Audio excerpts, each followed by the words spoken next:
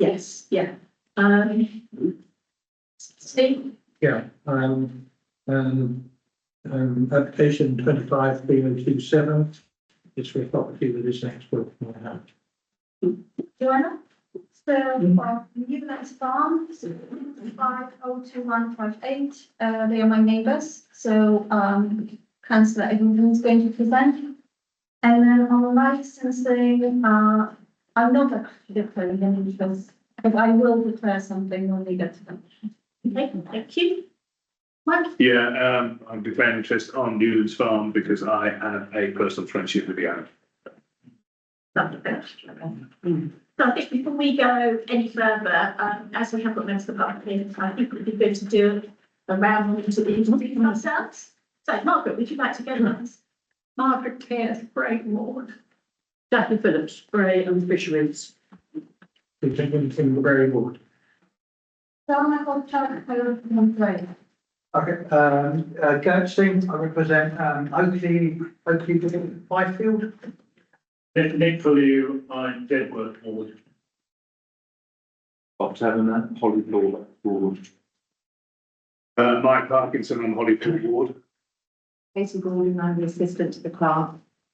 I'm Tracy Fedder, local clerk. And my name is Councillor Bailey, and I'm chairing the family meeting tonight. Yeah. So, next part of the agenda is to approve the minutes of the meeting held on the 1st of September. Does everybody read these? Yeah. I would just like to add one part regarding the licensing application. In the current minutes, it states the chairs advised Flyfest had put an application to extend the licence to 2025 and will be part of her response. That's inaccurate. I would like to change it to, please, the chair advised Flyfest had put an application to extend their licence for 2026. Will send details of licence variation to all council for consideration and response.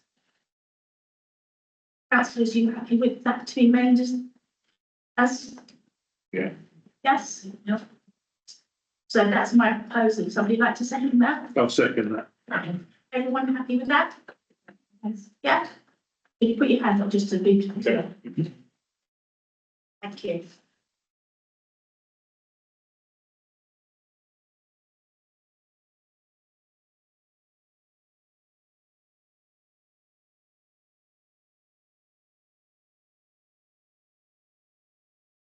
Thank you all. Right. So. Date on the resolutions made on the meeting on the 1st of September. So it's probably tied in with the chair's report here. So one actually was actually tail end of Blackbird Farm. I know there's been some discussions about that. And actually literally the day after the meeting, the principal enforcement officer contacted me to say he's been contacted both with the person who rents land and the landowner, and they are aware they need to put a planning application. So we've managed to get an update on that and it's going forward. So that's the end of that one. But tied up in with that one was also meeting with enforcement. So contacted enforcement team. They're happy to meet with us, myself and Joanna, and we're just waiting for some dates for them to go meet them in the office and have a chat, how we can help them, how we can make their life easier, etc., etc. So that's really good news. Okay, so next part of the agenda is public forum. So the chairman is to allow a maximum of 15 minutes, 2 minutes per speaker, the public to address the council, extended on approval of the chairman. Now, I would say normally I would be happy to do that, but you will see we've got a very busy agenda and we have to stop at 9 o'clock. So apology, I would normally say, yes, we could do it. Priority gives those members of the public wish to share information relating to items of the agenda. Once the public session is closed, members of the public are not considered to speak. So from going around talking to people, we've got 2 interested areas. We've got Hollyport Lodge, obviously the demolition and the rebuilding, and we've got Five Fest. So I think, from speaking to people, I hope Hollyport Lodge don't mind if we do Five Fest, whoever wants to speak first. So I think Andrew Hill, are you going? I'll take that. Yes. Okay, the two gentlemen that are sharing the time between them. Thank you. Would you just say your name, please? Good evening, Andrew North. I live at Moor End in Hollywood. My wife, my daughter and I have attended Five Fest for the last few years. We find it a fantastic event, very safe and particularly good fun. My daughter particularly enjoyed the circus act and the bouncy castle, which there seems to be an incredible amount of. We think it's a fantastic event because it supports a lot of local businesses and charities in the local area, such as Winter Eaton and Alexandra Divine Hospice. It's a highlight to our calendar year, the community calendar year, along with great events this year, which have taken place with Hollyport Fair, celebrating an anniversary year, and Brave Fate running as well. We find it is minimal disruption to the community, even to families such as myself with small children. My wife, who's also a teacher at Hollyport Primary, does also comment about how much the school finds it fun for the kids to come back and talk about the events. Overall, I feel this is an event, and we feel this is an event which should be allowed to thrive and encouraged to grow. Andrew Hill. If you ask a local teenager, do you plan to live in Maidenhead? And they reply is no, what's here for young people? Then what do you say to them? We lost the Tenpin, we lost the nightclubs, and now are there really people in this room that want to take away the Five Fest musical festival from 5,000 young people and adults who look forward to this event all year? There was, I understand, no public vote at the last public meeting or a public discussion, and nothing recorded in the minutes. And yet an objection was apparently submitted in our name. It's worth recalling that the Page family were a significant legal costs against the borough when it breached the Article 6 human rights to a fair hearing in the Nicholson Planning CPO. This is the order. And I'm quoting from the inspector's final decision notice here, so that everyone in the room is absolutely clear about the scandalous financial risk that you might be taking. At paragraph 66, the planning inspector states, quote, "To my mind, the evidence Lee and Dean Page gave to the inquiry was measured and credible. I have little doubt that the effects on them and their families would not only be financial, but also mental and emotional. In all likelihood, the impact would be severe," end quote. So everyone in the room should understand that from a legal perspective, ignoring the proper officer and harming the Page family a second time, acting outside of legal processes could magnify cost awards, and it could be viewed as a campaign of harassment. The clerk has advised you in writing how to comply with Article 6 of the Human Rights Act, the right to a fair hearing, by withdrawing the objections, and I think that is the right thing to do. It is not too late to do the right thing and apologise, especially to all the 5,000 people who really want this event and really looking forward to it. So thank you for listening. Thank you. Okay, so next is for Hollyport Lodge. So, gentlemen, you've got 3 minutes. Thanks for allowing us to speak this evening. I'm the architect at Hollyport Lodge. Just some background on the property. The site has remained vacant since 2019 due to structural and health and safety related issues, including severe asbestos risk. The building is a large, white, prominent building on the green. It was it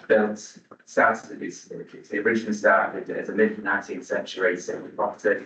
It's been extended approximately 5 times into the late 20th century to today. We started early concept reviews in early 2023 with the local authority. We developed a series of different designs, concepts, ideas on scale, mass, access to the site, and we arrived at a scheme that's now 52 beds, started at 64, now 52 beds, comparative to similar scale that lives there now. And throughout the period of 2024, we've worked with the conservation team and other heritage specialists. We've explored red brick solutions to match the local vernacular in the existing building. We've also explored a large white replacement building to what you see today, and that's what's been supported through public consultation and now a PPA, planning performance agreement with the local authority. We have conducted some several events and discussions with the local community as well, and some excellent support. Okay, Mr. Scott, do you want to speak? Yes? Yeah. Yeah, Spoiler, I live on the Ascot Road at the side of the nursing home, lived in the parish of Road. And he said at the start, I'm not against the redevelopment of the investment. But I'm here to highlight that having been through the documents, nowhere in the application is there any mention of the 7.5 ton weight limit, which was implemented along all the access roads. Dollywood, Lloyd, 2015, and it's still in place. It covers the A330 Ascot Road from the Braywick roundabout to the Drift Road, covers Hollywood Road, Money Road, Green, and Forest Green Road. It was implemented for a reason, primarily for safety reasons.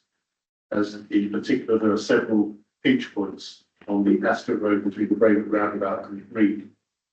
In places, it's just 5.2 metres wide, the Ascot Road. Each lane is 2.6 metres wide.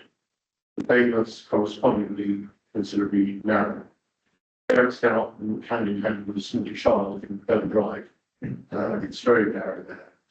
I've handed out some photos which were available to some of the councils, only had 6 copies. That the residents made available to RBWM at the time of the implementation of the restriction order.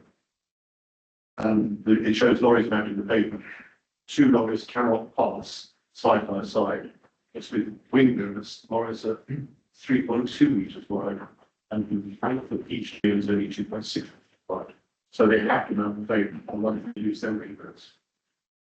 Initially, after the weight restriction order was implemented, it had considerable effect because we were supported. We had a lorry walk scheme set up in Hollywood, and we were supported by the Weights and Measures Department of the Rural Borough, and offending vehicles owners received letters saying you've been seen. If you are seen again, you will be fined up to £1,000 under the Road Traffic Act. But with cutbacks, we've been told that the Rural Borough do not have resources to support that, and the police just don't want to get involved.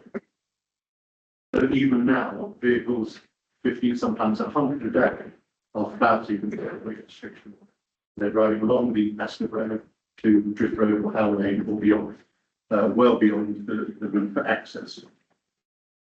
I made this point because I think it's misleading with the transport statement from the half of the applicant to say there are no pre-existing road and safety concerns surrounding the site that require further investigation. And that's a quote. This is especially so when it's clear from other documents that there be at least 1,000 tonnes of waste that needs to be removed, and at least 200 12-yard skips would be needed to be driven to and from the site. That is even before the delivery of plant and materials to be rebuilt. Part 2, I think it is, of the design and access statement in the section entitled Safety During Construction, recognises the problem when it recommends that vehicles should approach and leave the site to the south of the village in the direction of Ascot, due to the identified pinch points on the Ascot Road going north to the Braywick Road. Highway licensing seems also to recognise the point. As they say, there should be a construction management plan, and that should be made a condition of any permission.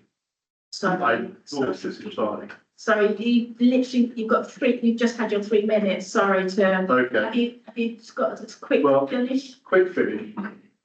I think the main points are, if permission is granted, it should be on the basis that all vehicles leave the south of the village. And the Rural Borough should take steps before a build starts to enforce the current weight restriction order. Because if they don't, it's just become gridlock and it will become even more dangerous with the additional vehicles. Lovely, thank you. Okay, thank you very much to those who spoke tonight. I know it's so with mindful of the people that are here tonight and to obviously not make everyone sit with everything until it gets to the bit they're interested in. I think with councillors' agreement, we'll do Five Fest first, and then we'll do Hollywood Lodge. Everyone happy with that? Where's the big screen? It's not working. No. It's not working. So,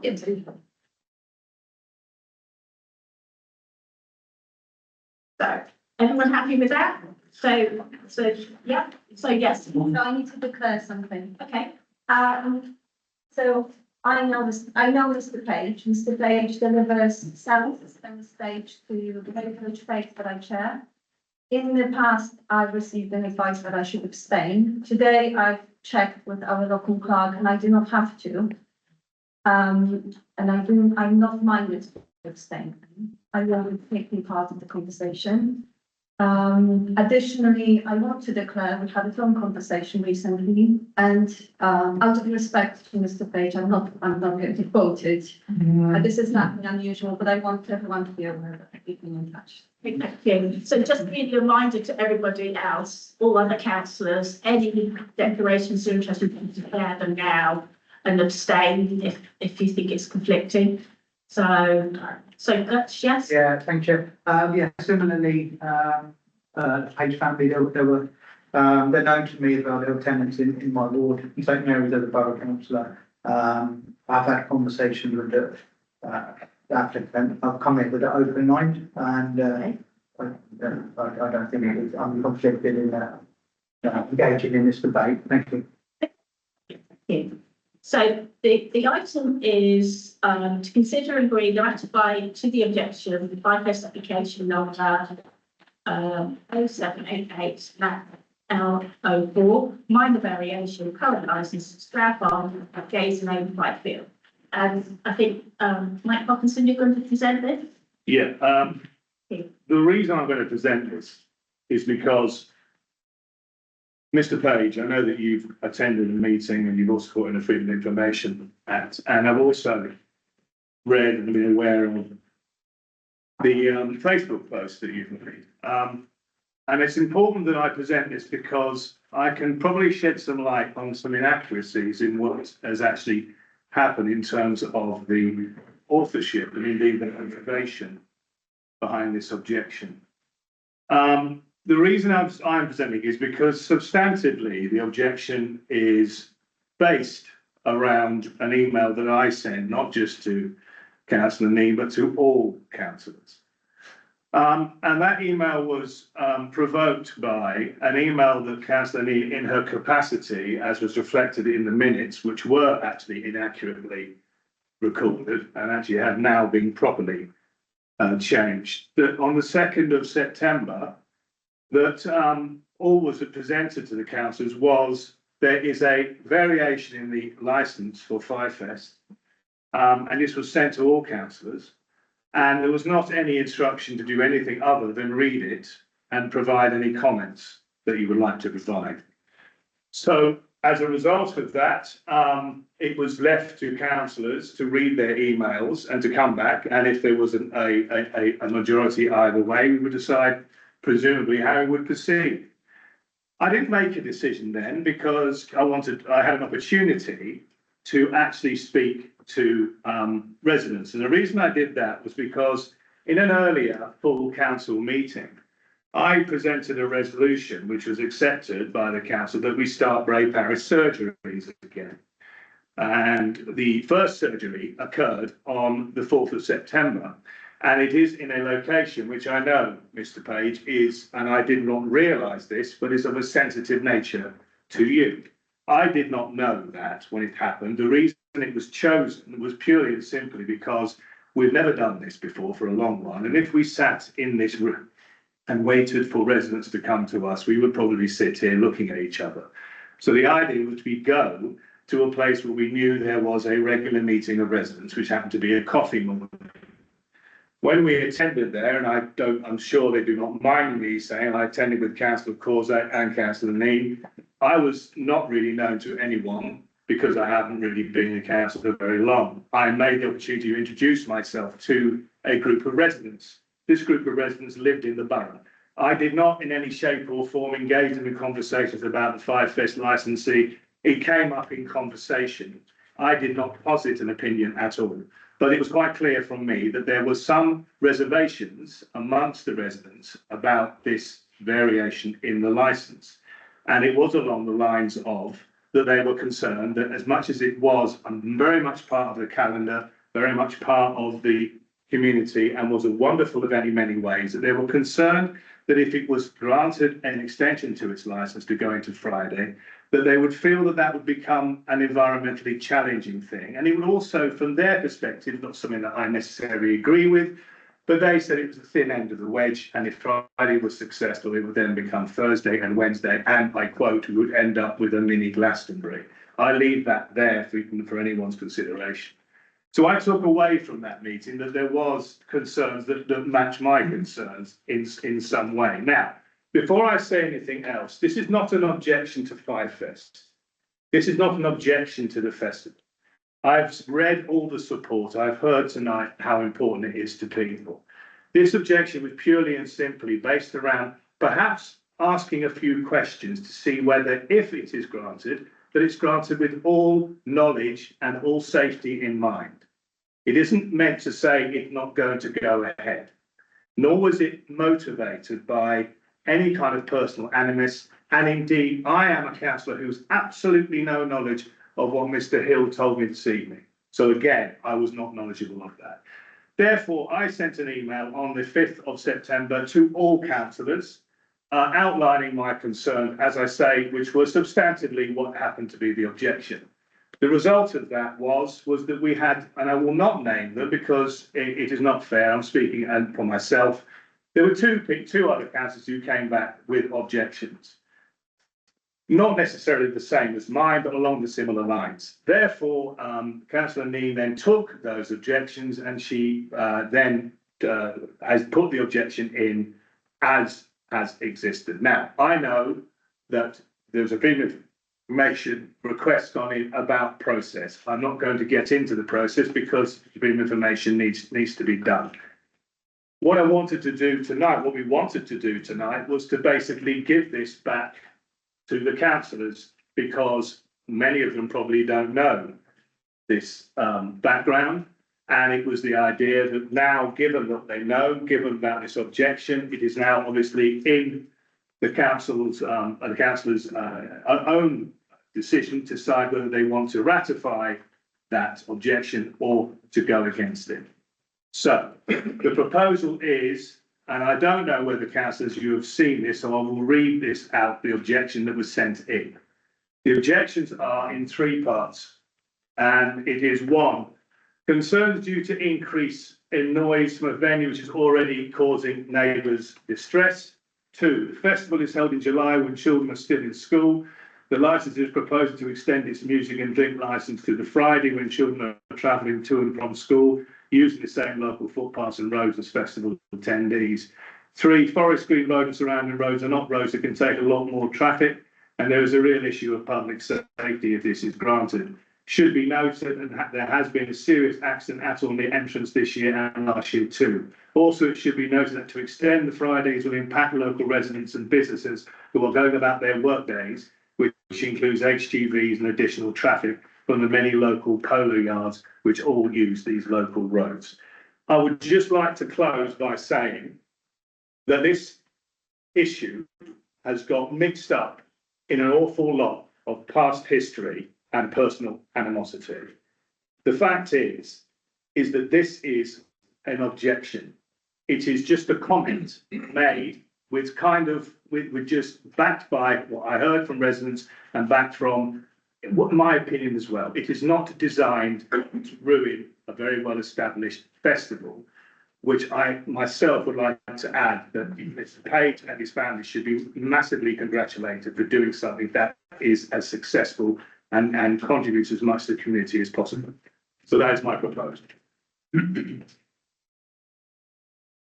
Any councillors like to ask any question or, Okay. yes, Bob?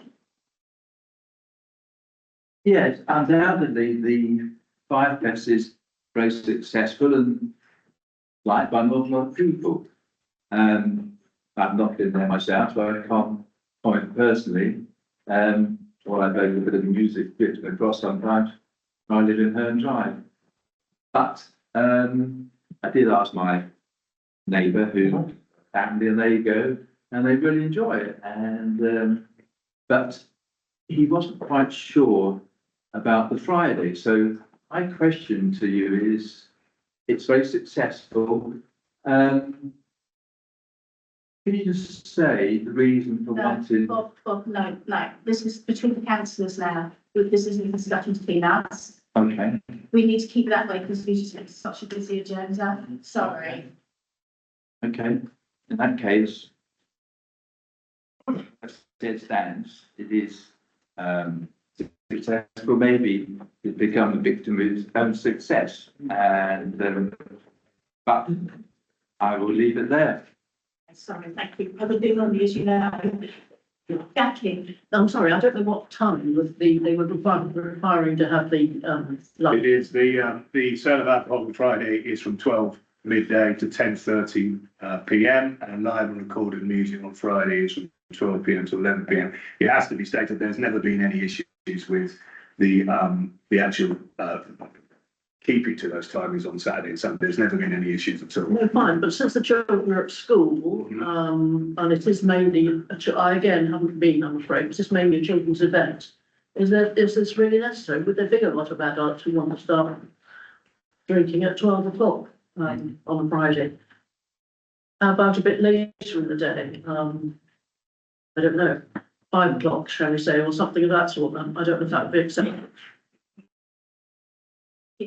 anyone else like to say anything, Gert? Yeah, thank you, Chair. Just a couple of questions for you, Mike. Yeah. One of the reasons for objecting is the noise increase. Yeah. The first primary reason, that was neighbours are having issues there. Have we had any objections or how many? No, you've not had any objection. It's purely based upon the very small sample of residents who generally responded to the conversation about it. And they were saying that they had to, during the weekend, keep their windows closed. Now, again, what their point was, they didn't mind at weekends because they accept the fact that weekend is often for those, but they were concerned on a Friday that suddenly it would be another day. And again, as I say, they thought that what would happen again is it would go bigger because once Friday became acceptable, it might go to Thursday and so on. Okay, thank you. And the other question I wanted to ask is regarding the public safety on the Highfield Road. Have we had any objections from Highways Department? No objection at all. No.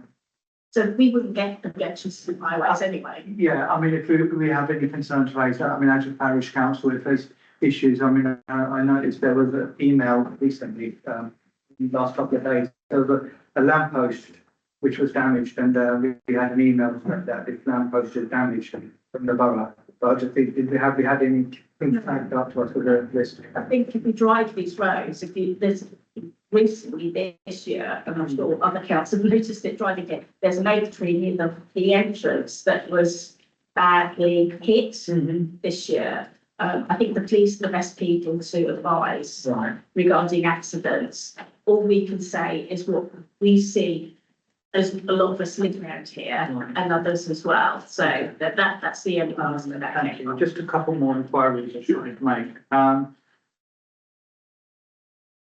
Have we had any being raised to us as a parish from Thames Valley Police regarding any issues with regards to the site test? So Dutch, we're not a statutory consultee. They won't come to us. Don't come to us? They won't come to us. Okay.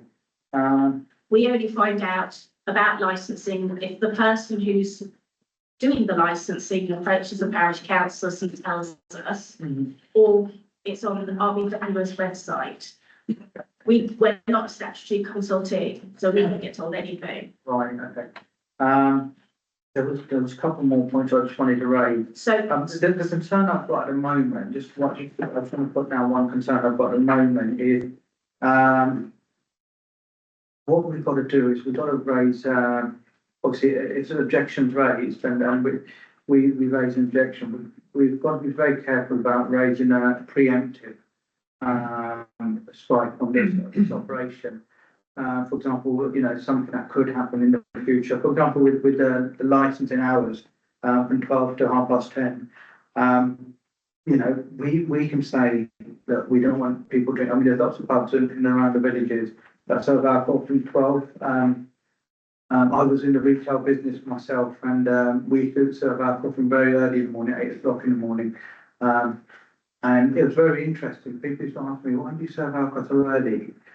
We used to have a lot of people finish work late at night shift, so effectively it was like day and night, but they're coming home and having the drink before they go to I bed. don't want to be rude here, but there's other councils have indicated, I think, I don't want to, Sure, no. I don't want to curtail you, but. No, that's fine. That's just, yeah. To let others speak. Activists to listen to the debate. Thank you. Okay, thank you. So it was Derek next, then Joanne, and then Nick, is that, yeah? Okay, so Derek. Thank you very much. Apologies for being late. There was a major hold up on the M4. I still don't know what caused it, but it looks as though it was quite a bad accident. Just really to say that on this, I mean, last year you could hear the music at Springfield Park, which is some miles away from the actual venue. Now I know that at night music carries more than it does during the daytime. I understand that. But the point that Councillor Phillips was just mentioning about the school and the education, I think there's no reason why it couldn't start later. I don't know why it needs to start so early on a Friday. I mean, Saturday and Sunday, you know, I thought are reasonable times, but I have to also say that I haven't actually been to the event myself. I know of people that have. So, you know, I know that the person that runs this particular event also used to run a nightclub in Maidenhead, where I was the councillor for, which was quite successful for a good number of years, although the noise was always contained within the actual building, so there wasn't ever an issue.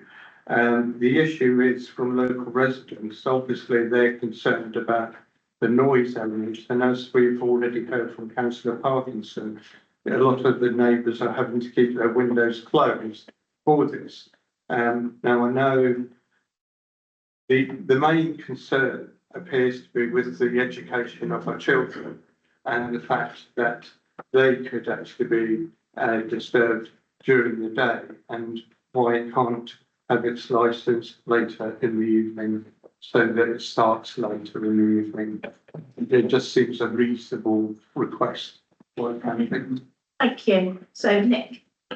Oh, sorry, was it Joanna? Sorry. I think it's Joanna. Oh, sorry, Joanna. Sorry.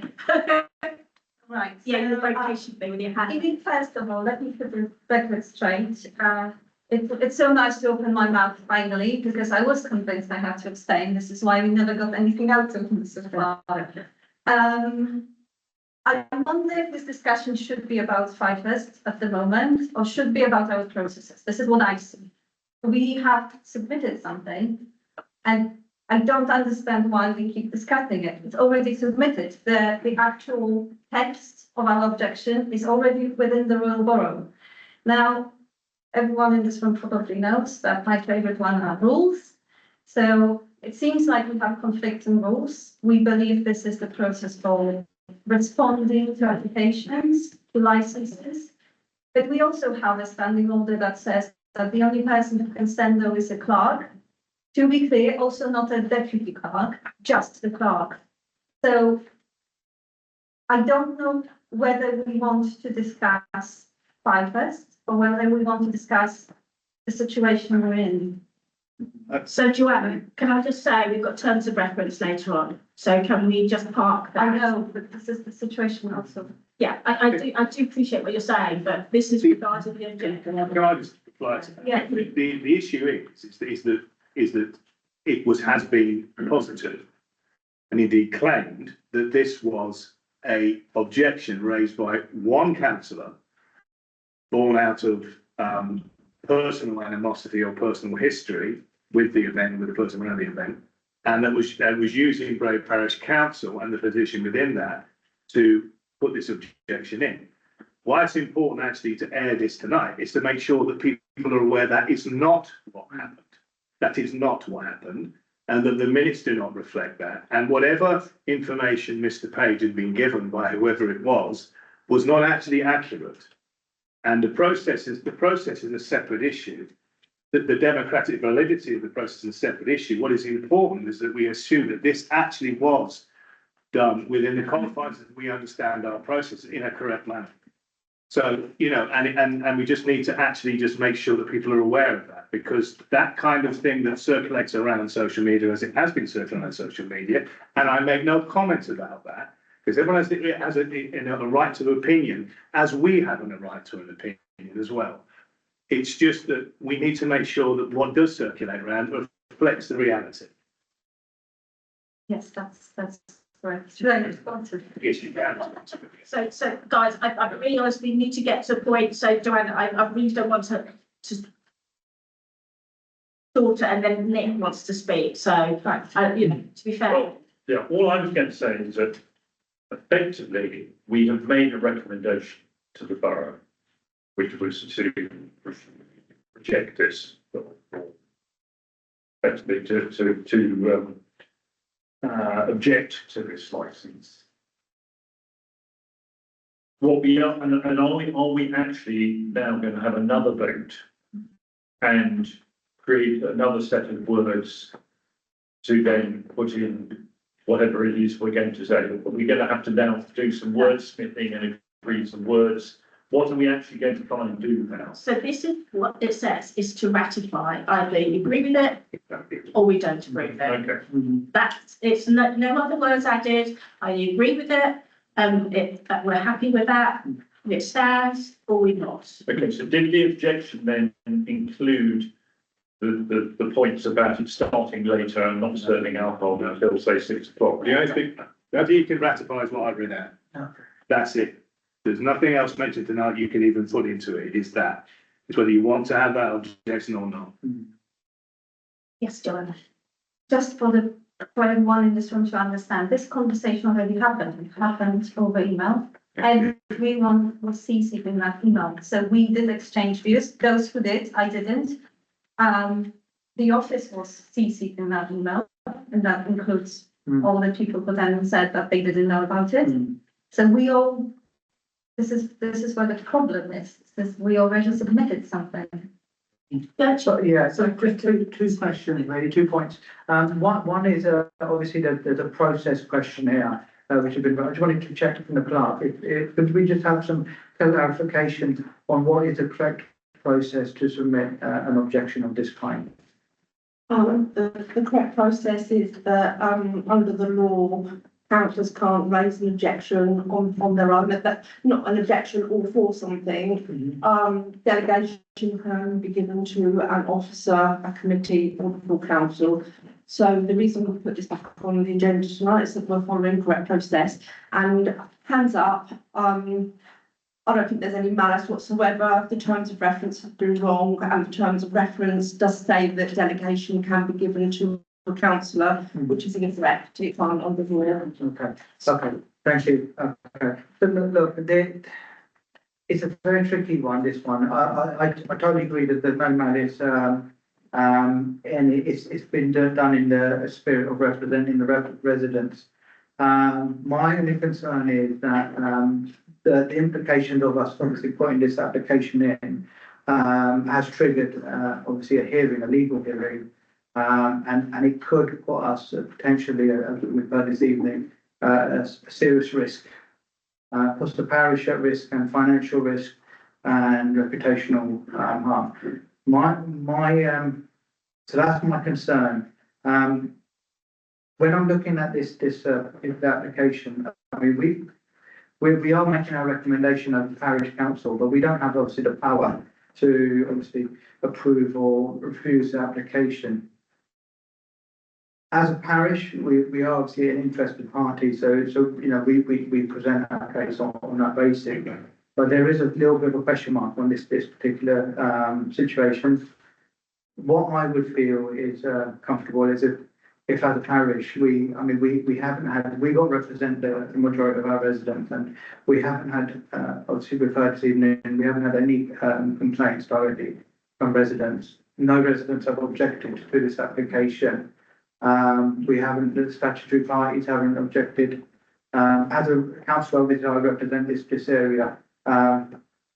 What I would feel more comfortable is if we, take a breath and take a step back, withdraw the application and step away from the process.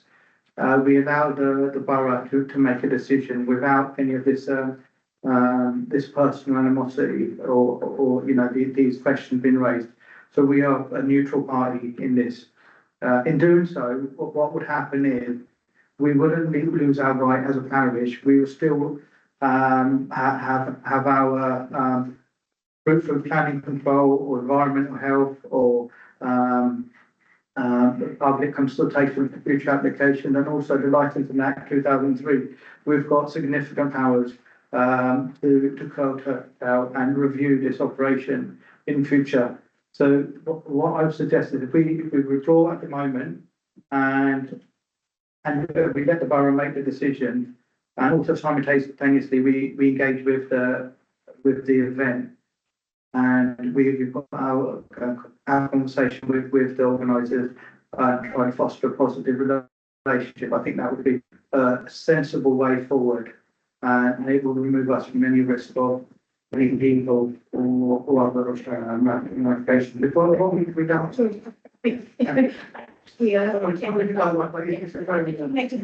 Thank you, Church. So, Mike, you wanted to say, sorry, Ken, apologies, I couldn't see. Yeah, first of all, I must apologise for being late. The problem on the M4. I don't live in the M4, but nevertheless, there's a problem. I wasn't at the planning meeting that this one was discussed, but I would like to say that I think and I have not been here for most of this debate either, so that must be clear about that. Everybody knows. But I think that Councillor Singh's suggestion is the right one. Thank you. Yes. I like Councillor Parkinson, are relatively new, so I'm possibly not being a bit naive about this. But I think from my point of view, what the parish's role is to make recommendations based primarily on the views and the interests of residents within the parish. And so there's been a lot of online and a lot of things said. Everybody's views are perfectly valid, but I think for people outside the parish, it's for the borough to limit what they were, from the parish's point of view, we should be recommending what we believe to be in the interest or the wishes of the resident. And we're a bit unusual at parish because of our geographic size. So we have wards, which I think is not true of most parishes in town. So I represent Bray, I live in the centre of Bray, and we really aren't affected by it. But I would not want to go against whatever the decisions of the Hollyford and the Fife councillors whose areas are affected by that. But one thing that you said is quite important as well, is we're not making the decision on this. I don't think anyone's trying to close the festival down. I think everyone wants it to continue. So basically, it is just a recommendation that the parish is making. And so I think it's up to the Hollyford and Fife councillors to make that decision. Whichever way they want to go, I wouldn't want to go against I think we've had a good discussion on this, council. So Mike presented it with a proposal to accept the ratification. Do I have a second for that? Everyone recommending that we ratify this application?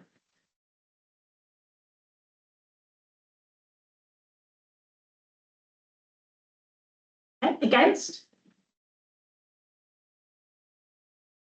Okay. So that's failed. So would you like to make a proposal then? Yeah, over to you, you made that proposal. Yeah, thank you, Chair. Yeah, so the proposal I'd like to make is if we could withdraw this application for now and we step away from the process. So that's it, you just want to withdraw, Our objection, yeah. So we withdraw our objection, and we just step away from the process and we watch and leave it to the borough, decide. okay, anyone like to second that? No, Oh, sorry, I'll second that. yeah, anyone voting to accept that proposal?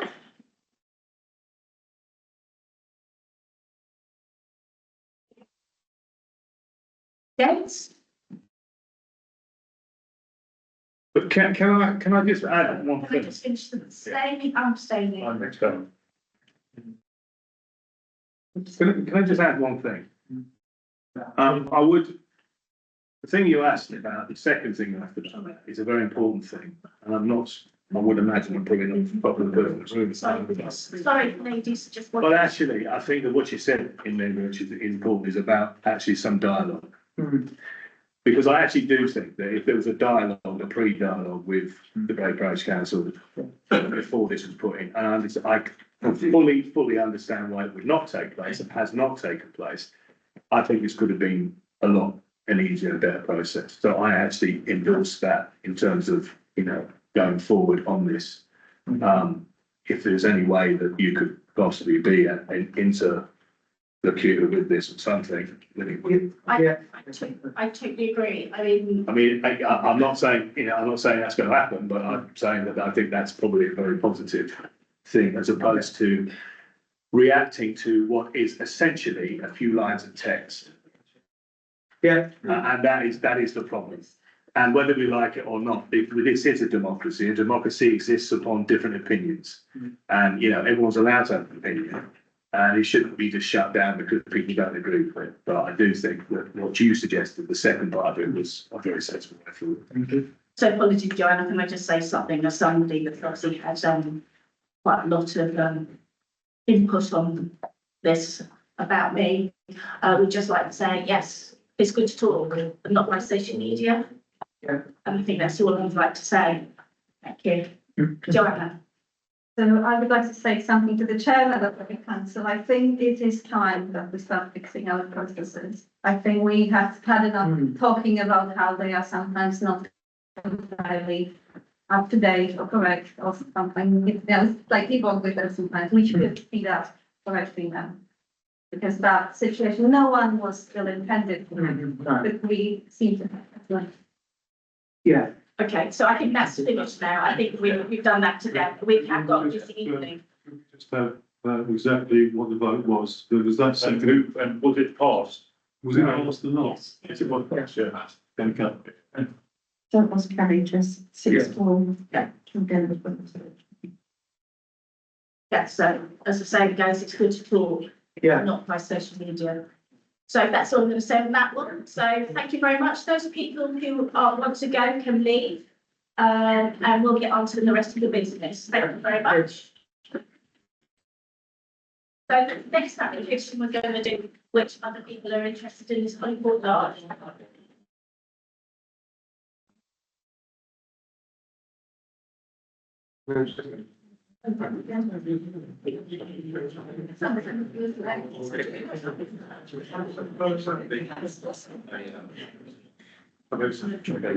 Yeah.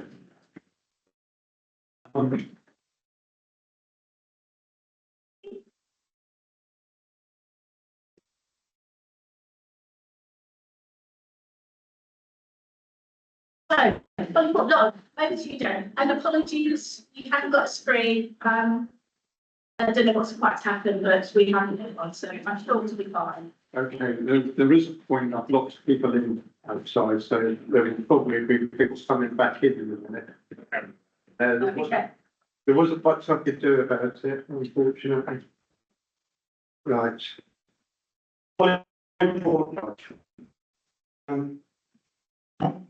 Well, we have an application before us this evening for the demolition of the existing care home and its replacement. The new care home has a certain use class of what is currently used at the moment. And the applicant has gone through a number of pre-application applications with the officers. And this has actually reduced it down to 52 bedrooms in this particular care home. Now, there's lots of documents on the website, some of which relates to because of the building, the way it was built many years ago. There is a lot of asbestos in the lagging and everything else that has been highlighted. And that has to be removed before the demolition works take place. And obviously, if they uncover more asbestos whilst they're demolishing the building, if it gets to go ahead this evening, and we can only recommend, we can't actually determine the application because that is for the borough to determine. So ours, it's only a recommendation. Having read a lot of the documents, there is concerns about the effect it's likely to have on the real tennis club and the building directly behind. Because in this particular application, we see a two-storey development that has a basement, and it's the basement aspect that would mean that piles would have to be driven into the ground. And if there's a lot of piling into a ground to support the basement, etc., then you're going to get vibration. That vibration is going to have an effect on the real tennis club. And so I can understand why there are some residents that are extremely concerned about that. And there obviously needs to be some mitigation put in place if it's agreed this evening. The actual development, I see that many of you have a picture in front of you as to what it looks like that is being proposed. It's not too dissimilar to what is currently there, although it's a little bit more modern in architecture. But nevertheless, they have kept to the fact that it is in a conservation area. The Greenbelt policies, the fact that they're replacing a care home with another care home makes it quite difficult to sort of object under those particular grounds. The one area of concern that appears to be from a lot of the residents is if the building was to get agreed, and if that was to be agreed by the borough, then what will happen in the demolition process? And obviously we're concerned about the amount of weight limit on the heavy goods vehicle traffic along the Ascot Road. There's a 7.5 tonnage, and often that is, shall we say, is not actually complied with, because there are often vehicles passing one another along the Ascot Road, and one of those vehicles has to mount the curb for the other vehicle to get past. So I can understand the actual concerns that many residents have about this, and also about how the wastewater is actually going to be fed back into the system. Now, there have been various points put over by the borough, and the applicant has sort of replied to those in saying how they will manage all of this. But what we're dealing with tonight is, should this 52-bed care home be supported as a recommendation to the borough? And that's what I would like to say in my opening remarks. And then obviously, if you've got a speaker, then for that speaker to voice their. They've already spoken. Oh, have they? Oh, well, I apologise, I was back on the M4. I couldn't do anything about that. I'm sorry. Oh, no, don't worry, we do it slightly differently, Dan, don't we? Do a public question time. And Okay. The applicants speak. Okay, well, apologies. So, yeah, Nick. Yeah, I look at this and I think of the rather beautiful facade of the existing, lodge. And this looks like a sort of, Milton Keynes sort of semi-detached thing. I can't see it really sort of enhances the conservation area and it's, I would have thought it's a historic asset. I would have thought you should be asking them to at least maintain the facade of the original building, at least parts of it, particularly that sort of portico area, which is very sort of symbolic of the whole thing. The second thing I'd like to say is that this building is about twice as big as the existing building. That whole bit at the back is brand new. So this is a substantial increase in the footprint in the green belt in a conservation area. Clearly, I'm very grateful that Bupa have last decided to do something about this, and I think some mitigations must be given to them in order to give them an opportunity to do this. But I do think this is a pretty substantial increase.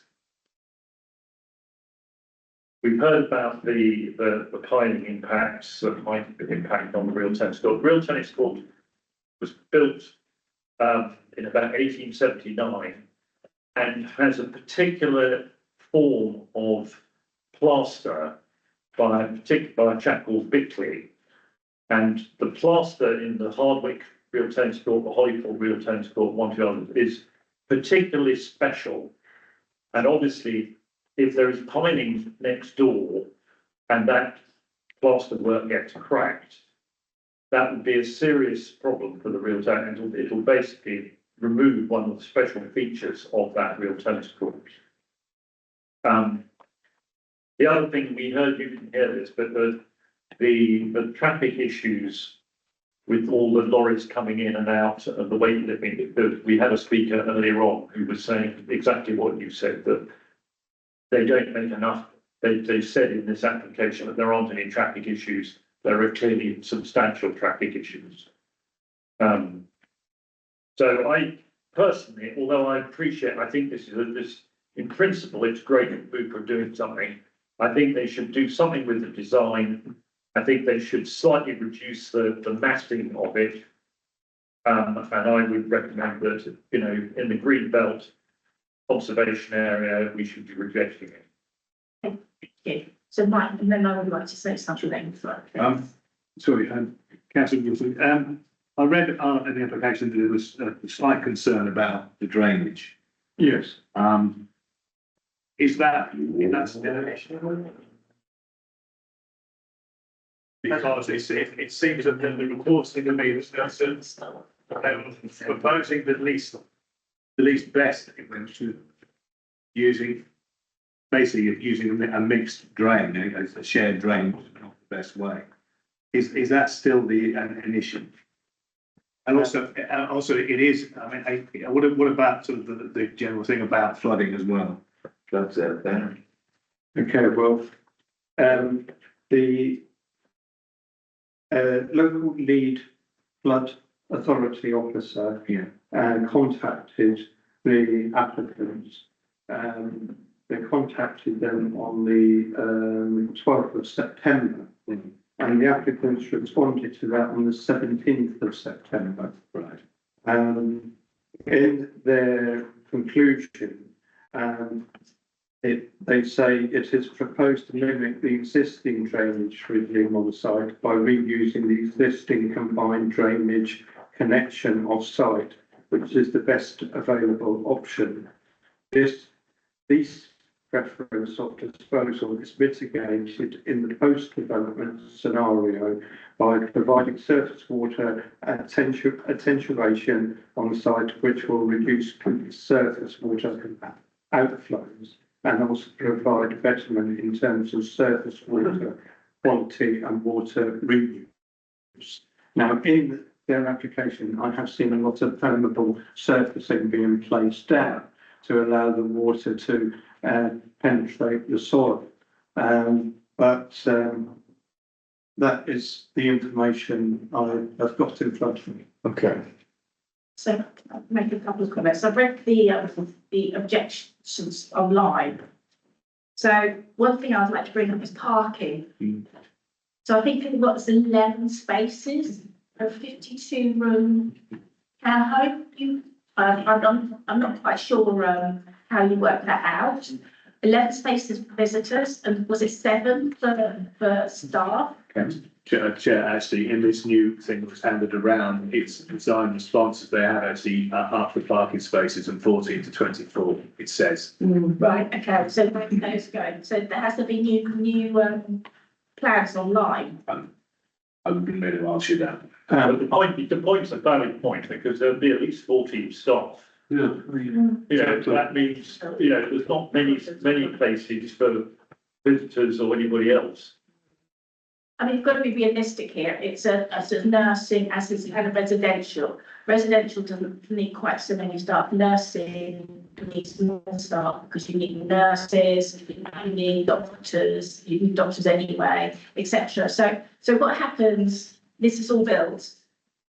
Ambulance calls, and they can't get down the green, which is fine here. They can't get into the front because there's parking spaces are all packed. I mean, there's going to be a little bit better. I'll have a look. I haven't looked to see the plans, so thank you for making me aware of that. But I know residents are really concerned about that because the green, which is the road in front of Greenwood Lodge, will get used as overflow parking, and that already is used for overflow parking for people who live down the streets. So that was what I just made. Also, tennis, real tennis court. Now Nick will know this as well. Underneath the room. Where the main club is, there's a swimming pool, and they're not allowed to fill it in because it's grade 2 listed. The whole thing is, and it's fantastic. It's a proper Victorian plunge pool. It's fantastic, but unfortunately, it fills up all the surface water in the surrounding area. So you're going to need more than pilings to go underneath. They're going to have to tank whatever in the basement they're going to have to do. And I can tell you, anyone who lives around that area, you go down 10 metres, a metre when it's in the wintertime, the hole fills up straight away. So there really does need to be a real consideration around the whole surface water. And I know, to quote my other fellow residents, demolition and construction plans. At Ascot Road, when we've been doing speed watch, actually it's not speed, it's the quantity of cars and lorries and vans. Speeding, you can't speed because it's so heavy, or it's very rare you catch people. It's the quantity, and then you can add on top around it. So it really needs to be a real clear plan of how they're going to manage all these additional lorries. I mean, we have building work going on, and usually have lots of tradespeople, so where they're going to park, etc. There needs to be a real plan, and I can't see that. So I just wanted to, this is what I've read online, so I just wanted to highlight those. So Jackie. Sorry, may I ask, how does it tell you there how the distance between the back of this and the real tennis court? Because it strikes me the whole thing. Well, the real tennis court, you've got one of these. Yeah. The tennis court is just literally over the other side of the boundary at the top. No, that's not. Yeah, it's about 5 metres. Where it says number If 4. that, 14 or 10, whichever the number is. If I can just say that the basement is in the front element, not in the side element. It's only in the front element. So the distance from the basement to the external wall, that's almost the real tennis. There is quite a distance, but I can't say exactly what distance it is. Because I haven't measured it. Probably too close for it, that vibration and damaging the plaster and so on. Obviously repairs to the real tennis court, you know, there could be a condition in that if there's any damage done, you know, they make it good, if there's, you know, photographs don't stop, you know, you can mitigate all of that. I wouldn't necessarily stop the development. But I'm worried about the parking and I'm worried about the look of it. I don't think we should allow that. Considering it's a main feature on Holyfoot Green at the moment, this is the whole for that site. That's what I'm saying to John. Very quickly, I'm new to the area, and when I moved in, someone said the beautiful white building on the green, and everyone knows. And it's just so recognizable. I was trying to find an answer to the question I'm going to ask, but is the building moved closer to the green? Because either the visualization we're looking at is more imposing. It seems somehow that this building is closer. Does anyone know if it is moved? I think the ground floor, the existing building is much closer to the front of this property. The existing is closer. Yes, it is. According to one of the drawings, it's actually got the outline of the original building in red type.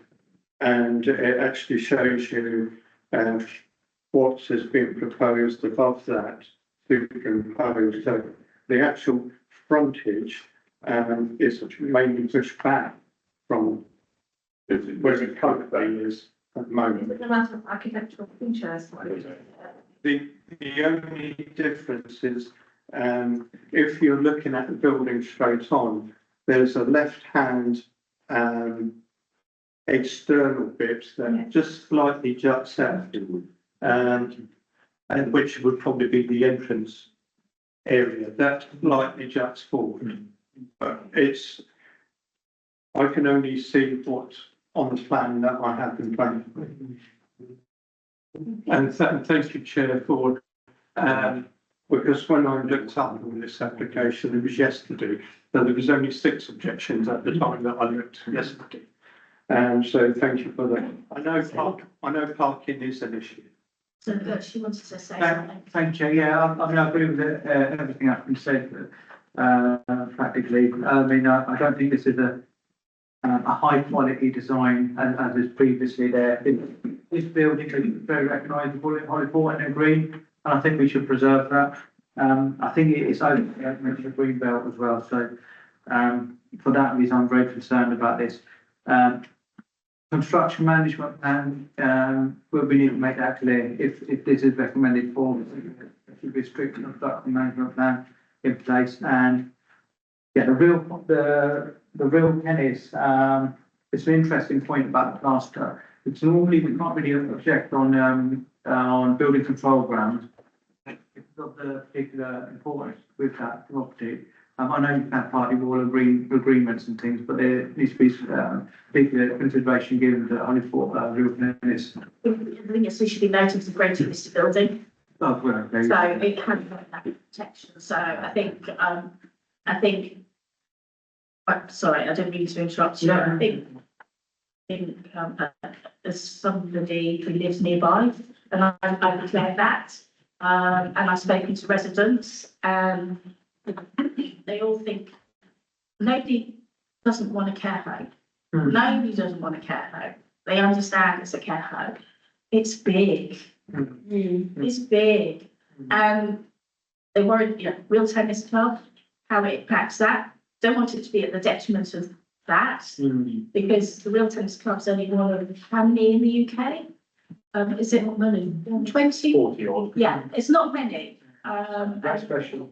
And they're all listed. It's in a quarter building. And Parking is just, and the road is just, we heard residents speak earlier on. He lives would be definitely impacted by it.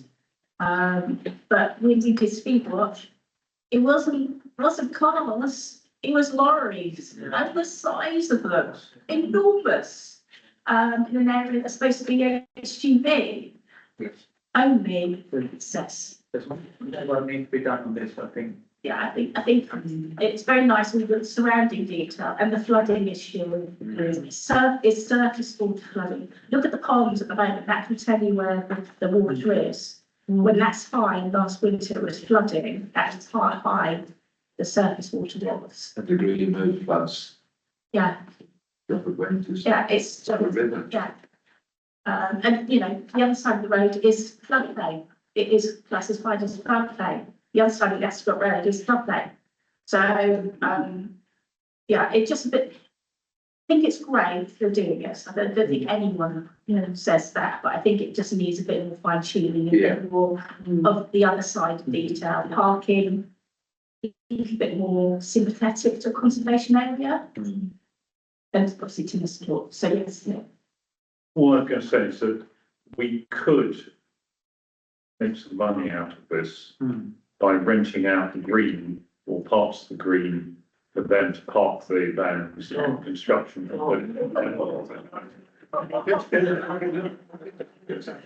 You propose that. You propose that, Nick. Nick, you've got to the point of residents, and you thought that was a really good idea. We can also do a bit of hard standing. That'd be great, yeah.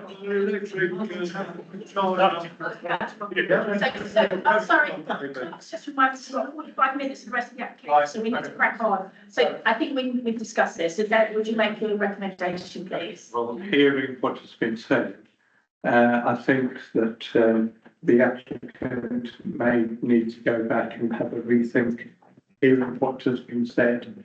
And so I would say that we refuse it on the grounds of green overdevelopment in the green belt and in the conservation area.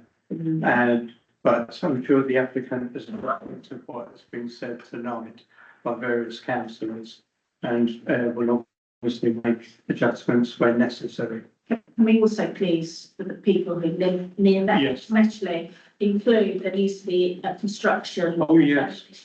Yeah. And I would like to say, and if other councillors agree, I'd like this to go to DCP to make sure that that is provided, that the officer doesn't just go ahead and do it. So I'd like to, sorry, Ken, do you want to say something? The construction plan should be focused on lorry movements as well. Yeah. Because when the hospice was built on Windsor Road, lorry movements were not considered and the residents suffered. Yeah, I think we've learned the hard way from developments around here. So, okay, so. And something about the real tennis schools. Yeah, impact of the real tennis school. We need to include the impact concern regarding the impact of surface water flooding and parking. It needs to be more parking on site. They can't rely on. And stroke access for emergency vehicles. Yeah, yes. Yeah, that's a good go. Okay, so I think that's probably it. So if we do that first, and then I'll do the voting whether it goes to DCP to make sure that we play that up, go forward. So that's a recommendation, refused for those reasons. Anyone like to second? No. Okay, take your choice. Yes, yeah, and recommending it for refusal. Yeah. Okay, then very quickly, I'd like to propose that it goes to DCP to ensure that all the residents' concerns are covered regarding construction, etc. Okay, so that's my proposal. Josh, thank you. Everyone recommending for that. Lovely, thank you. Thank you. I'm sorry, I see you're right on me. So, next one. If anyone wants to leave, thank you, gents. Appreciate your time. Thank you. We come back and present to you before we resubmit, if we were to resubmit changes. Yeah. Just an observation about the process. We wrote to you 6 months ago to talk through design approach because we wanted to get the clear before we got to this position. So I'm just picking up on the point that you made about processes. It's really helpful working with developers at the outset when we've got a sketch to work together to try and write something that with your satisfaction in the future. So just so you know, the reason you were pushed back was we recommended you speak to residents and have your open day. But we did speak to residents and. Yeah, after that. But we didn't get material feedback from the community to say the building was too big or the design was not supported. We didn't have that. Feedback very well. Yeah, we've done a conversation. Sorry, Gertch, sorry, we've all been here, so please, can you do it with the clerk?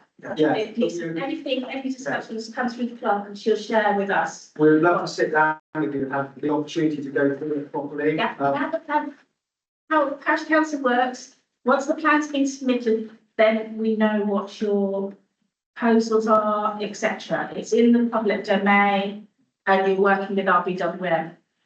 We're happy to sit down with you. But not before. Not beforehand, you need to be speaking to residents, you should be engaging with residents. We did do that exercise. Yeah, consultation needs to take place before a planning application is submitted. Yeah. That's just an observation for the future. Okay, thank you very much, thank you. Thank you. Thank you.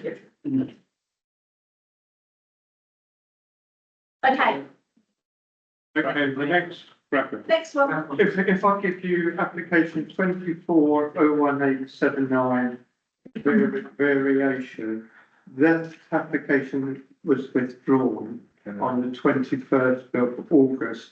Although we do have another application relating to that a little bit later on in the agenda. That's one done. So the next one is 25-02-116. This is at 2 Warren View, Holyport Street, Holyport. As we don't have a projector tonight, I'll very briefly explain. As you were to drive all the way down Holyport Street, you get to a turning circle right at the very end. And the second property in from that very end is Warren View. Now, the actual scheme itself is quite modest in size. I was actually working out what sort of distance it is, and it's to enable at the back of the kitchen for a shower room and utility cupboard to actually be installed. And there's still sufficient gap for a vehicle to drive down the side of the property to gain access to the garage and some house that they have. But the actual development itself is just a single story with a proposed pitch roof. There's not a great deal in measurements that I can say is significant. And as far as I'm concerned, can I do my recommendation at the moment? Or Just to make sure people are aware, this is conservation area. Okay, well, even in a conservation area, It's at the rear. it's at the rear, it's not at the front. And as I said, it's just to give them the benefit of enabling a shower room and utility cupboard to be installed. There is. Sorry, Derek, I didn't mean to interrupt you. I've got you going again. So do you want to just make a recommendation? I approve it. Sorry, apologies. And I'm a second actually. Gertch will second. Yeah. Okay. Yeah. All day, 30 minutes. Sorry, we're just double checking yours. Everyone in favour? Yes. Yes. Thanks. Next. Okay, next one. Is, Done. yeah, it's land west of Raywick Corner, Ascot Road, Maidenhead. This is one new dwelling, fast-standing landscaping, banking treatment and new access. There's already 2 letters of objection from what I saw yesterday. The application number is 25-01964. The actual property appears to be a little bit shoehorned, I have to say, in the island that splits Ascot Road into two bits at the top end near Rowley and roundabout. So the actual property has actually been placed side on. So what the residents would actually see if they were looking out of their house is that aspect, which as you can see is mostly all brickwork. Certainly at first floor level, at ground floor level, there's two windows, but they wouldn't necessarily see that. There have been objections raised about it, as I've said. It's completely different to some of the other properties that are located within that area. And there were concerns from the traffic officers because they were extremely concerned about the crossover points of, it says for a single crossover, a width of 2.7 metres of curb as measured along the drop section will be approved.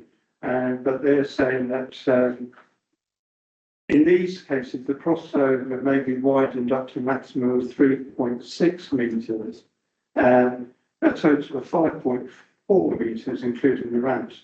The maximum width of the crossover must not exceed 50% of the width of the frontage of the property, and it cannot exceed the maximum dimensions for a single or double crossover as above. So they have actually put in their objections based on that. And I think the reason for that is because the property is side on, it's not going to enable the vehicle to easily turn in or out of the driveway. Sorry to interrupt you, isn't the land that's had several appeals? It has had several occasions. Will be dismissed due to the fact it's got the trees there, etc. Yes, there have been a number of applications that have been dismissed or refused. This is actually a single property, whereas the last time there were two detached houses with new access. But it's just a case as to how they've actually tried to plan this scheme. And they're actually, as I said, it gives the appearance of being shoehorned into the actual plot. Okay, so do you want to make a recommendation? Well, based on the information that we have had on previous past applications and the fact that there's an objection from the highways officer, I would say that it would have to be for refusal. Would you like to give a reason why? Well, as I said, the highways officer has clearly objected to this scheme because of the dropped access to the actual development. And that is because the development is side on, because it's not enabling the vehicle to turn into a garage.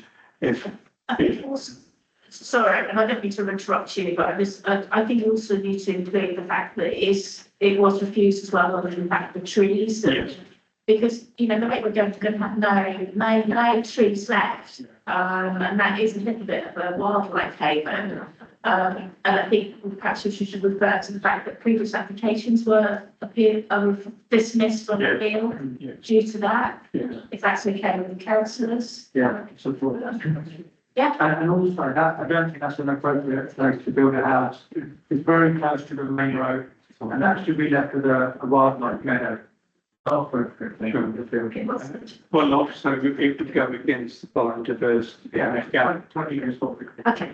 Okay, so we've got some, so recommended refusal due to highways, trees, and I think it's still greenbelt, isn't it, that, right?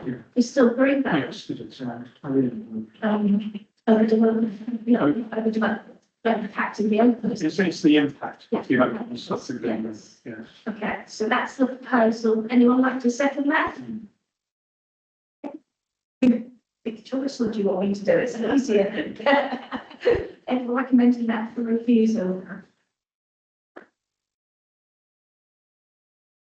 Okay, next one. Okay, the next one is land north of Silver Firs Farm, Ascot Road, a proposed pavilion to provide polo player and umpire restroom changing facilities and kit and equipment store. This is application number 25-02155. Now, this is a very small plan, but this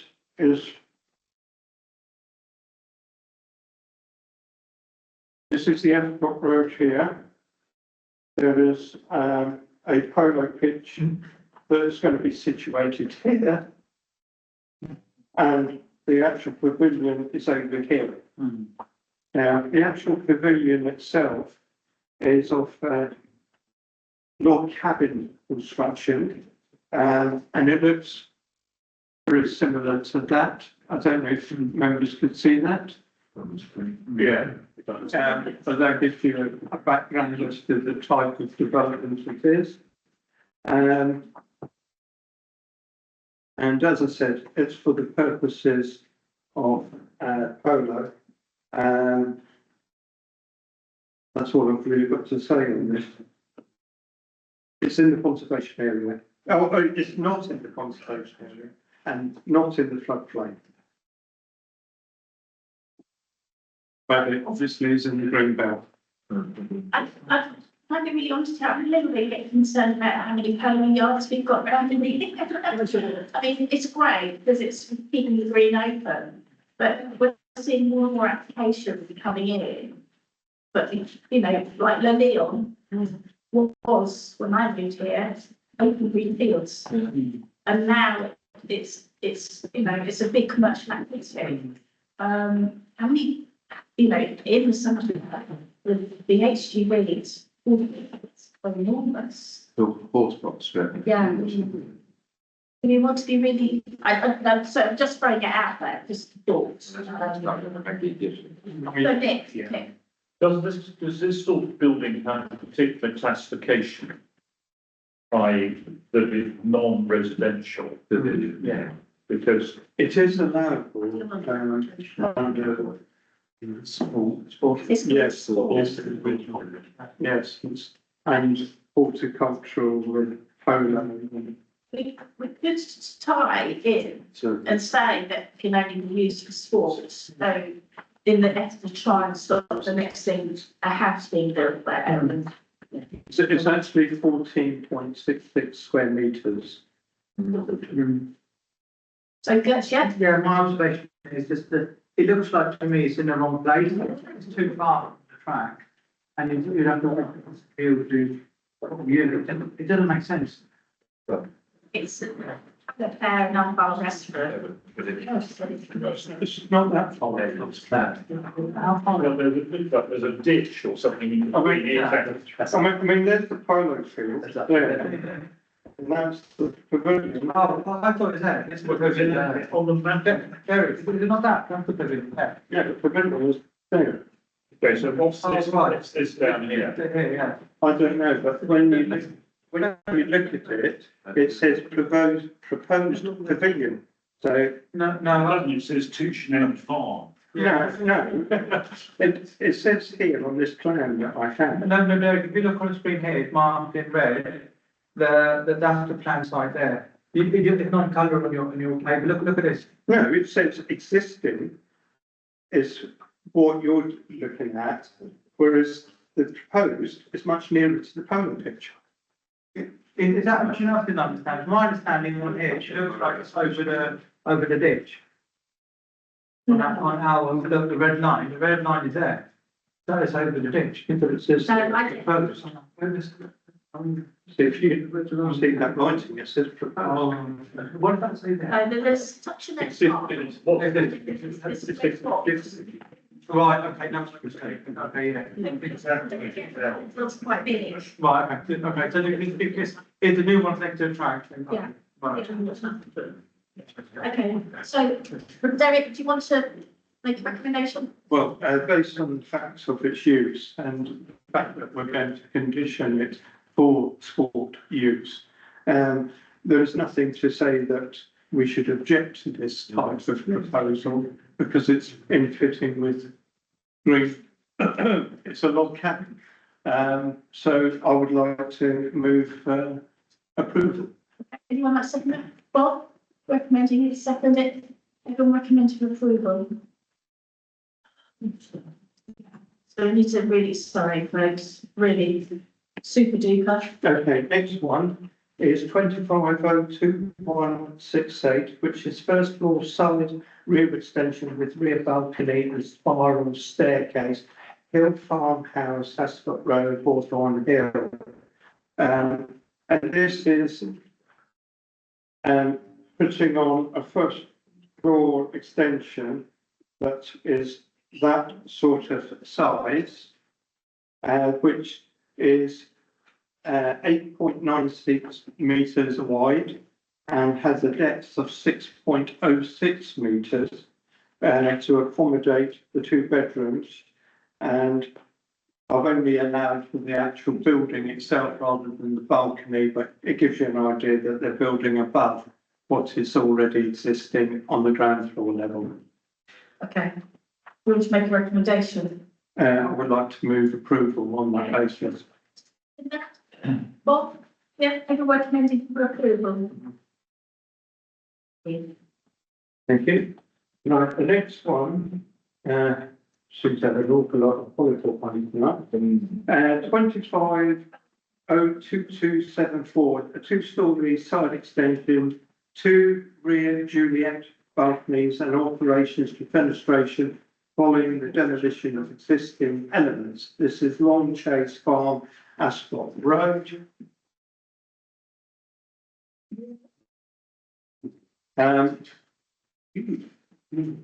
It's actually enlarging the current property by putting a side element to it.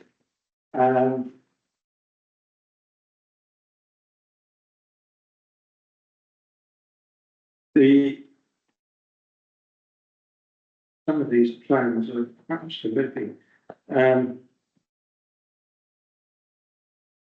It looks like that they're putting a bedroom with ensuite facilities in the next half to this, but this would actually enlarge the property. And I don't know if you can see from these pictures here, because they are quite small and it's printed out, but it gives you an idea that this element here on the side, that's the bit that's being added. So in actual fact, you're going to have 2 ridges fairly close together at one side of the property. On the slide, it actually shows that there's a distinct difference in the height of the second, the new one is subservient. And it should. Yeah, it should be. Yeah. Subservient will make, albeit by any fractions. Sorry, Thomas, we're not going to make it otherwise. Do you want to make a recommendation and we do need to? Well, I have to say that I do think that this is overdevelopment of the plot. Right. That's just a view and opinion that I have of this particular scheme. I think it is still classified as in the green belt. And, you know, I just think it is overdevelopment in the green belt. I can understand why the applicant would like to do it, but it's just, it makes it quite a sizable development. Okay, so recommending for abuse of why? I would say overdevelopment in the green belt. Okay. There are other policies that you could possibly use that would relate to the actual extension itself. But I think that would be sufficient, to be honest. Anyone like to second that? Jackie? Everyone recommending that for that reason? Okay, lovely, thank you. Next one. Okay, next one is 25022169, 24 Hendon's Way, Hollyport. This is a single story front extension, single story rear side extension, a single story rear infill extension, a garage conversion to include a new roof, 2 front dormers, 1 rear dormer, 1 front access rampless landing, and 1 rear access ramp and alterations to fenestration following demolition of existing elements. So basically, what we have in Hendon's Way are very small bungalows, and what they are proposing is to add an additional floor, although from the front, if you were looking at it from the front elevation, you would see 2 dormer windows that appear at first floor level, and also Velux window to one side of those 2 dormers. And at the back, they would literally be going straight across the entire back with 3 windows in total. Sorry. Sorry, I don't want to stop you mid-flow. But I think that although there have been some other properties in Hendon's Way carrying out.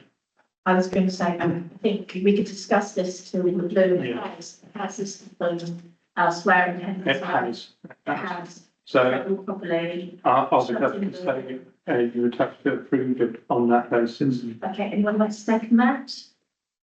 Not cute too. Do the existing ones look as ugly as this one? Yeah. Well, Probably do. It is a bit ugly. Sorry, recommend for refusal was why? Not refusal. Sorry, approval, sorry. Sorry, I thought.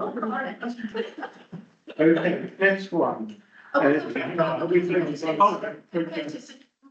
second it, everyone recommends for approval.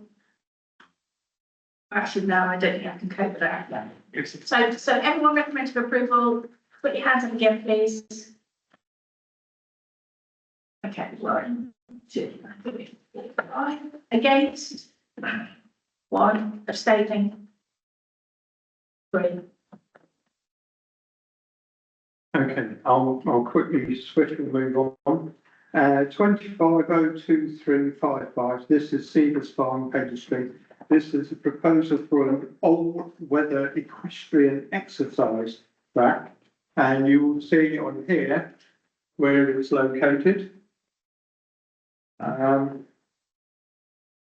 And one thing that they have to be mindful is this pond area down here, because on the actual website, it refers to the Great Crested Newt, which obviously, if they were to do anything that would upset, involve them or whatever, they wouldn't be allowed to. So that's why it's been made quite clear to them that if they do any of this work, they have to do it at a certain time and such like. So I would like to, shall I keep going? Yeah, keep going. Right. Would you like to make a recommendation? So I would like to move approval on that basis. Okay, everyone happy, Gertz, recommending for approval? That everybody, yes, please. Okay, next one. This is 2502-345, reserve matters. This relates to the appearance, landscaping, layout, scale pursuant to outline planning permission 2202-789, which was allowed at appeal. This is for 4 service plots for self-build and custom housing. This is land adjacent to Pondview, Sturt Green, Hollywood. And we've already seen that it's been moved. It's been approved at appeal. So I don't think there's much really that we can deal with, and I've just got to give a recommendation of approval on that basis. Anyone like to second that? It can. So, Margaret, everyone recommending that for approval? 1, 2, 3, 4, 5, 6, 7, 8. Against? Staying? Like it. Thank you. So you want to be supersonic as well? I am supersonic, if it's application, Longbridge Cannon Hill Way is withdrawn. Oh, Thank you. better. So now number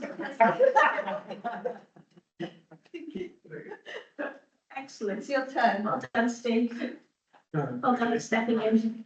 So this is, I think, Newlands Farm, I'm not in a few occasions, but Newlands Farm is currently boarded up building behind the houses on the causeway. And they've made an application for a sort of agricultural farm. It's a rather unusual shape, and as far as it's only 4.3 metres deep, but it's 18 metres wide. It'll be built with, in fact, wooden cladding and a cement corrugated roof. So great. It's not in the conservation area, but it is in the green belt. Its positioning, it's right up against the sort of corner, neck behind Juniper's and next to the car park. Actually, backed up car park. The only one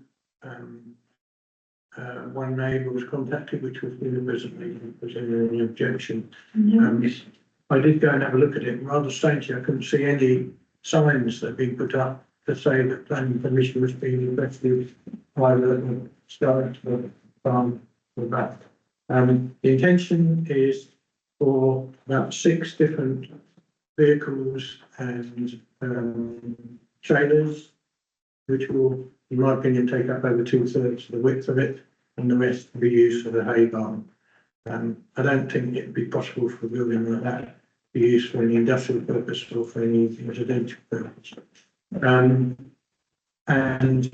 you know, it is the field one field next to it's ploughed, but the rest all seems to be fallow. And their land extends up to the cut behind the Jesus Hospital. So on those issues, that seems to me all right. However, there have been 2 consultation documents, one regarding the ecology and one regarding the flood issues. It's not very close to the cut, although the land is, but most of the consultation papers do not consider that they've made adequate provision, particularly the flood one. They have put in what they call it. Really sorry, Steve. Yeah. Sorry, Yeah. we've got So- 15 minutes. So, yeah, I know. The other issue, and this is important to us, particularly, the access to it is through the road beside the tennis court, which is not a surface and is our responsibility to maintain. And That's the only and also via the causeway car park. So there certainly it might be an issue. I don't know for land management committee that we'll assure that if any damage is done, that it's not going to be across board by the residents. And given those 2 issues, I think everyone should refuse it. I agree, and I think having large tractors, etc., very high streets, etc. But Well, we already have those. yeah, but you don't want to add to it. Okay, so do you want to make a recommendation? Yeah, very quickly, then have it sorted.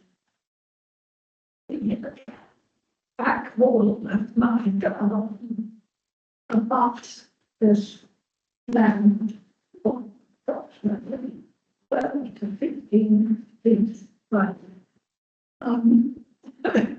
The Kennywood House, who owned the land for years and years, did have about 2 cows on the land. Nothing really. As there is an agricultural dwelling in Greenbelt. On that is the basis on which the house appears still to be in a derelict state. Animals visible and have not been for years. Even proposed The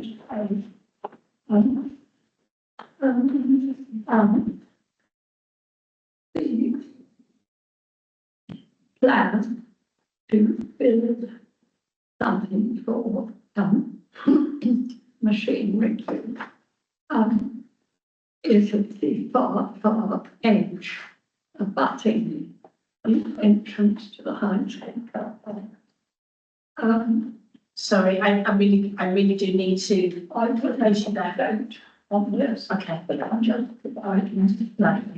No, thank you, Margaret. Thank you. I really appreciate it. Do you want to make a recommendation, Steve, please? So somebody else had a question? I don't think we've got time to ask any more questions. Sorry, I'm really sorry. Well, I think,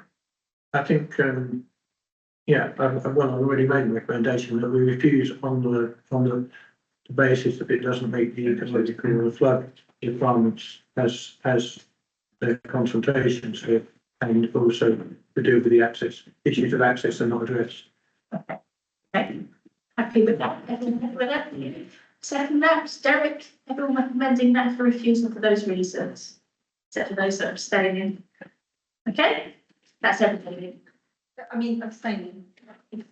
The two abstaining, Mike and Joanne. And Margaret. And Margaret. Margaret's abstaining. And Margaret abstained as well. Okay. So let's do it quickly. I have printed out everything we need to know for each application. Pass on. So this one, Highest Agency Unit 6, Maidenhead Trade Park. We talked about it before, because someone had a brilliant idea that this unit would be a perfect place to put 100 pieces of equipment. And that 8 parking spaces is sufficient. Because everyone will be walking from Maidenhead train station. Especially from the motorway. Yes, so the only thing that have changed, so we said before, 8 parking spaces are not sufficient, thank you. The only thing that is changed now, because the application was withdrawn, is that it was lacking wider economical assessment. So I can add something to that. The wider economical assessment told us that there will be 6.5 jobs created there. So I can reiterate, 8 parking spaces are not enough for that big gym and 6.5 jobs. And they still have, this is still next to Friars Way, they still have the same problems. They have already problems with parking. They do not need more. Okay, so that's why they proposed that we will refuse it because nothing changed. Actually, by admitting this, they admit that we have a problem here. So it's refused due to issues with parking. Not sufficient parking and disruption to transport, local parking. Okay, so that's the recommendation. A second. Everyone recommending that for refusal. Lovely, thank you. Okay, so next one, again, same exercise. Pass on. So next one. I could read the term of interest here, Okay. because it's some. He is a Do neighbour. I need to read that? No, No, no, okay, no. okay. For clarity, there is not much information online about this one, but we have met with those residents. Obviously, I have no interest in this going either way. So everything I know from the person who applied. So we are on the Great High Street, just opposite the hairdressers and just next to the throat. There is currently a house, it looks like this, and the idea is to make all of those 3 garages into one unit. And that unit to become some sort of business place. If there is a shop or there is nothing specified, absolutely not in the application, but just to create another space where a potential business can appear in the village. Now, everything you have in front of you, so those 3 pages, an application, there is no design and access statement, there's absolutely no floor plan. I think this is from just an idea, whether we can principle agree with this or not.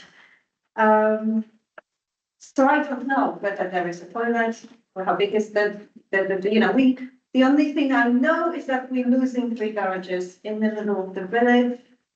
And that's it.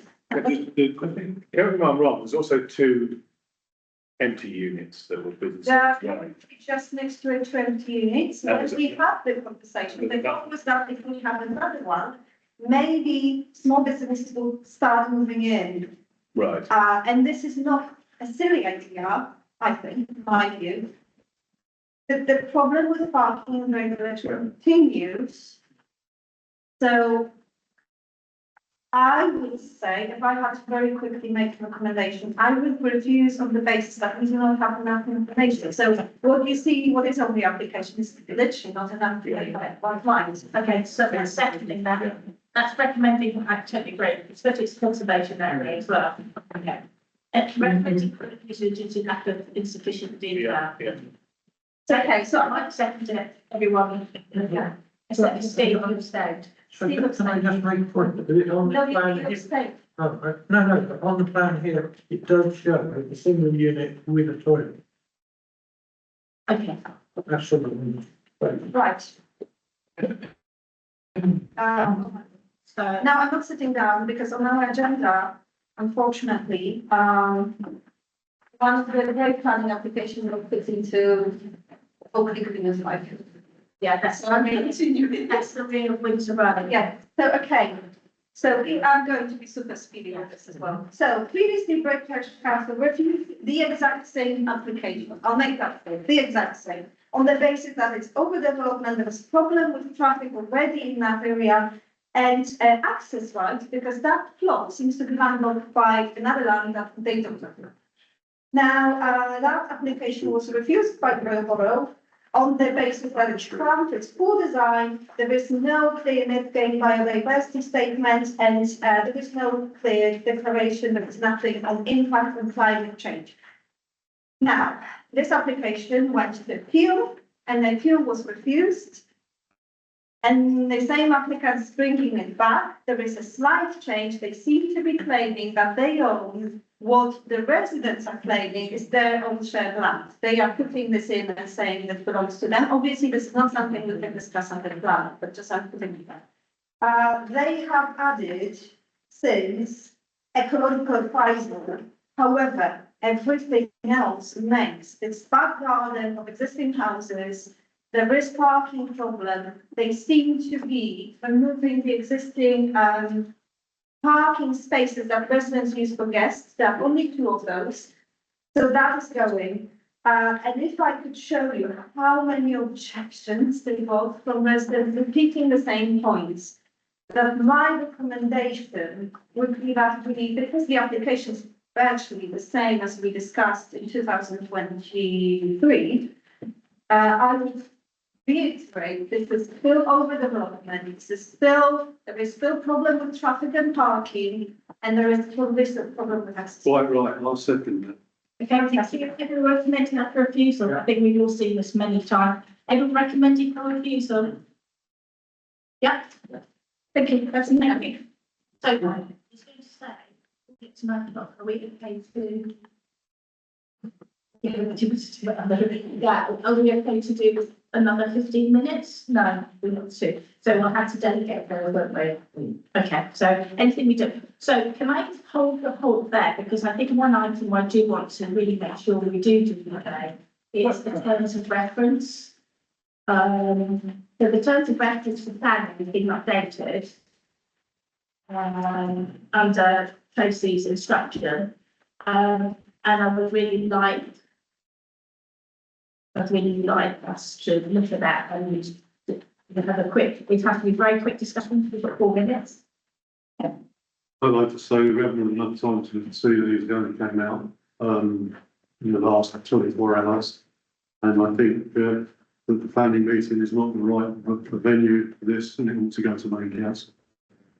So, okay, so this was actually on SharePoint last week, so there was only an update. Yeah, exactly, an update means it's not the same as it was when it was on SharePoint. Okay, that's all good, thank you.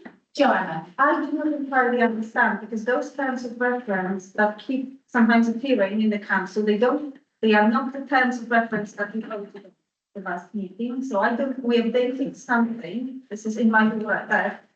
I see this version that was crossed I see it for the first time. I wasn't aware that this is our terms of reference, so I don't know whether there was probably some confusion somewhere.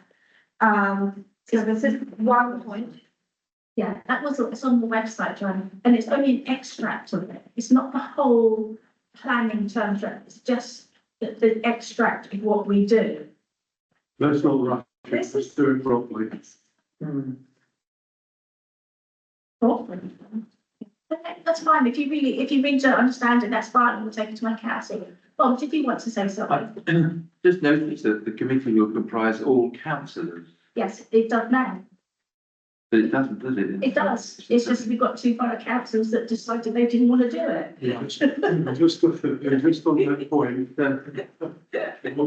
just on that point, I'd like to say that I was phoned up this evening by one Leo Waters, and Leo said, could you make the point that I would have loved to come along tonight, but my doctor has told me that I'm not allowed out. Good.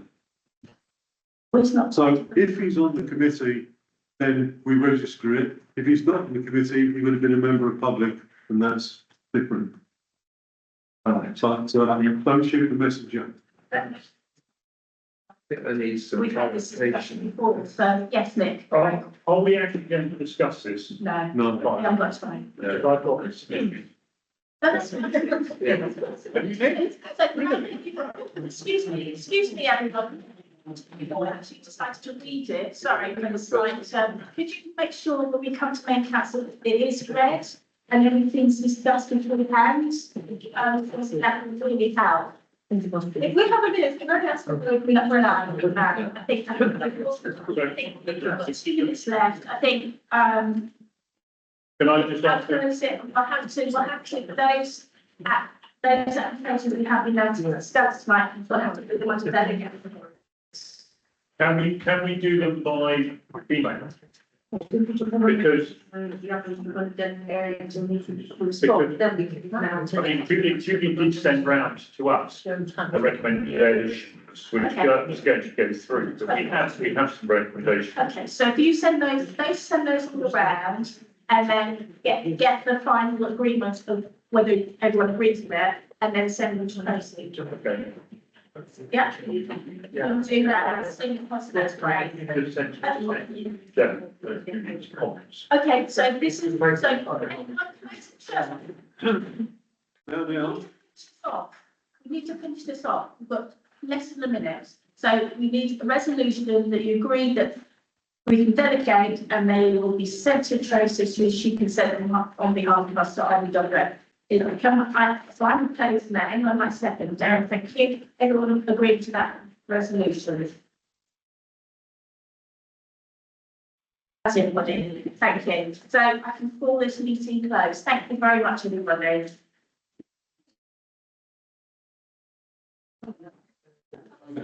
Pretty good,